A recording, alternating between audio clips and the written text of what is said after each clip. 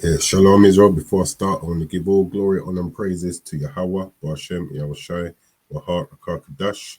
Double honors to the elders and apostles in Israel who will and teach well, to the Akims on the highways and byways, and those pushing this word in truth and sincerity, and to the brothers and sisters in the truth. I was just watching a lesson from my brother Daniel Allah, and he was watching a lesson from the elder Yahweh Kal, and that prompted him to do the lesson that he did. So this is his channel is Our Reasonable Service 777, and the lesson's called Lamb Backing of the Elder Yahweh Kal. It says keep company with wise men, and watching his lesson encouraged me to do this lesson that I'm doing. So I'm kind of lamb backing of his lesson, and it goes into what I want to talk about really, is the title is Iron Sharpeneth Iron, innit? So really and truly, the company that we keep, it is very important when we're in this truth. We always talk about spirits jump, and if bad spirits can jump, good spirits can also jump, which is why it's important that we associate ourselves with good company, like the brother's title says, keep company with wise men. And that goes for you sisters too. We speak in a masculine term, but we're talking about brothers and sisters, ensuring that we're keeping company with wise brothers and sisters. Now this is 1 Corinthians 5:6 says your glorying is not good. Slakia says, know ye not that a little leaveneth the whole lump. Yeah, so the company that we keep, if it's not, coming out of the world, there's certain issues that we're trying to purge when we're in this truth. But if we're not keeping wise company, if we're not mindful of the people that we have around us, we could be, making that leaven greater, or, instead of reducing the leaven that's in us, we're keeping it at the same level or increasing it. So it says your glorying is not good. Know ye not that a little leaven leaveneth the old lump? It says purge out therefore the old leaven. Yeah, get rid of those bad companies that you had, and associate with wise company. Now the scripture does speaks about making friend of the mammon, but even with that there's understanding. That's not telling you to go keeping up company with some shutters around the way, and those that's in the world.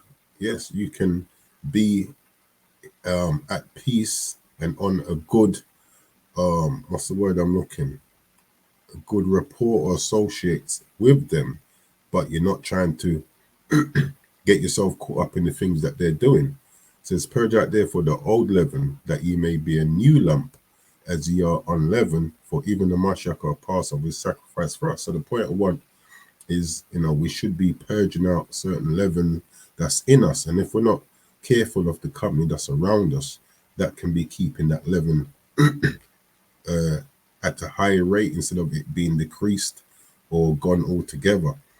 Verse 9, 1 Corinthians 5:9, it says, I wrote unto you in an epistle not to company with fornicators, yet not altogether with the fornicators of this world, or with the covetous, or extortioners, or with idolaters, for then must ye needs go out of the world.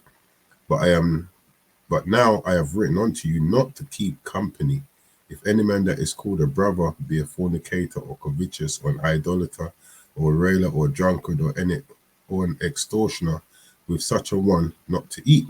Because what? That spirit can jump on you, and now you're falling back into old ways. It says, for what have I to do to judge them also that are without? Do not ye judge them that are within, but them that are without the Most High judgeth. Therefore put away from among yourselves that wicked person. Yeah, keep wise company. Now, this is Proverbs 27:17. It says, iron sharpeneth iron, so a man sharpeneth the countenance of his friend, which is what we should be doing. Now, when we look at this word iron, one of the definitions. Slovakia. Strong's H1270. Berzel. Berzel. So it says iron. When we come down here, it says strength. So this is what that wise company that we should be keeping, should be doing, is strengthening us. Because at the end of the day, you might be in a certain mind frame on a particular day. Let's say you wanted to go to the gym, as an example. There's a group of brothers or sisters that you normally go to the gym with, or would attend to the gym with, and in this particular day you're not in the right mind. They could probably encourage you, give the encouragement that you need to go out there, to go to the gym. Whereas if you're with people that don't normally do these things, and you say, oh, let's go to the gym, they are, well, not today, and I'm not really feeling it. The mindset that they're in can put you in that said mindset, instead of uplifting you and encouraging you to do something that can be beneficial to you.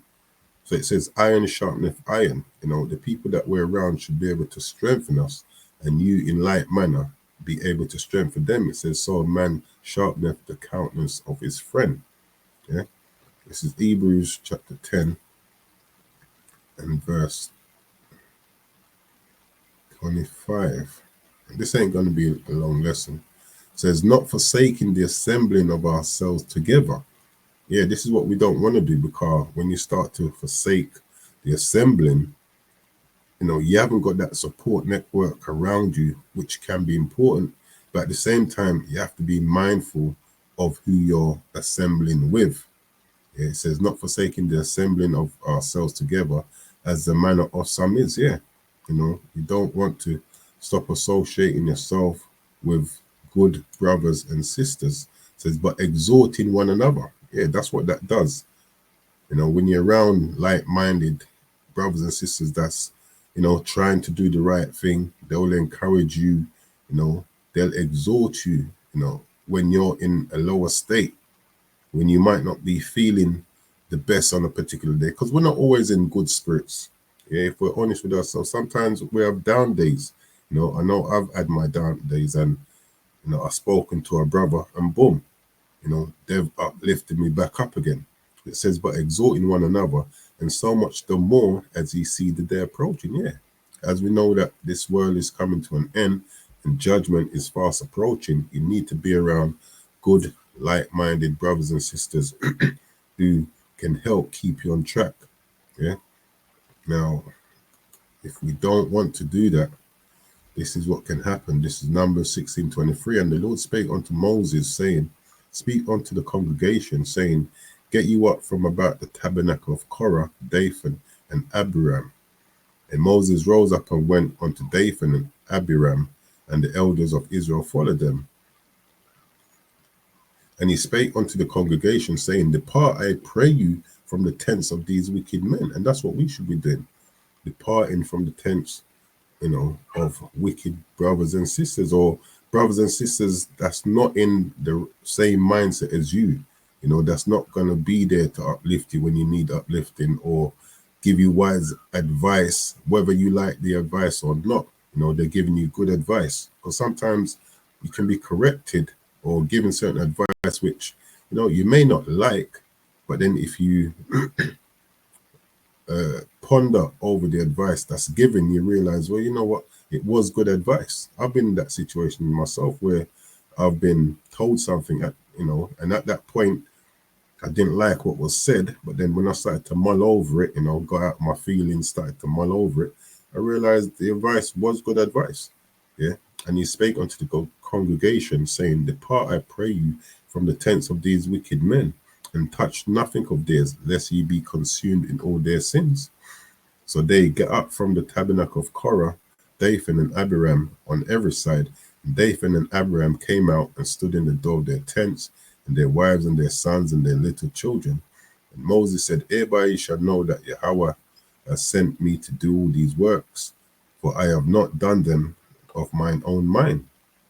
If these men die the common death of all men, or if they be visited after the visitation of all men, then Yahweh has not sent me. But if Yahweh made a new thing, and the earth opened her mouth and swallowed them up with all that appertaineth unto them, yeah, with everything that's pertaining to them. And in this case, it was what? Their wives, their sons, and their children's. It says, and they go down quick into the pit, then ye shall understand that these men have provoked Yahweh. And it came to pass, as he had made an end of speaking all these words, that the ground clave asunder that was under them, and the earth opened her mouth and swallowed them up, and their house, and all the men that appertained unto Korah, and all their goods. They and all that appertained to them, so everyone that was with them, went down alive into the pit, and the earth closed up upon them, and they perished from among the congregation. Yeah, so we have to be mindful of the people that we choose to associate ourselves with, especially, and I'm talking about as well, like brothers and sisters that's in this truth. Be mindful. Yes, we're going to be mindful of those that we're associating with who's in the world, but we also have to be mindful of who we associate with whilst in this truth, those that are meant to be in this truth, because as we say, spirits jump, and you want good spirits to jump from a brother or sister onto you. You don't want a bad spirit to jump from a brother or sister onto you, and then next thing you know, you end up perishing because you didn't keep, as it says, keep company with wise men or wise sisters. But yeah, Lord willing, this lesson was edifying. With that, I'm going to close out. Give all glory, honor, and praises to Yahweh, Ba'ashem Yahushai, Wahat, Rakah, Kadash, Kwame Sha'ala.